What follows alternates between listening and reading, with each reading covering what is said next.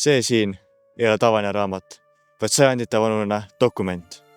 Vapiregister. Vapiregistreid hakkasid heeroldid kasutama juba 13. sajandi lõpus rüütliturniiride tarbeks. Nende eesmärk oli jäädustada iga aadlisuguvuse unikaalne vapp, et vältida duplikaate ja tõestada kuulumist aadliseisusesse. Need registrid sisaldasid värvilisi illustratsioone ja ametlikke kirjeldusi. Vapiregistrid jagunesid 4.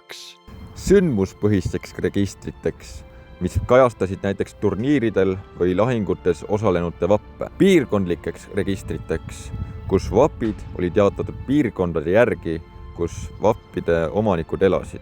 Hierarhilisteks registriteks, kus vasallide vapid olid paigutatud nende isandate ümber, ning kujunduspõhisteks registriteks, kus vapid olid rühmitatud nende sümbolite, näiteks loomade järgi.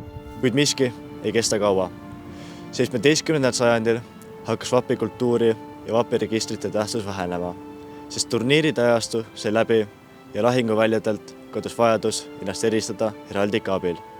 Siiski on heraldika roll traditsioonides hindamatu ja vapiregistrid kujutavad endast väärtuslikke allikaid heraldika uurimiseks tänapäevani.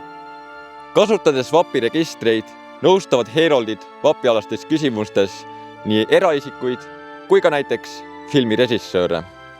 Lisaks aitavad heeroldid korraldada pidulikke riiklikke tseremooniaid.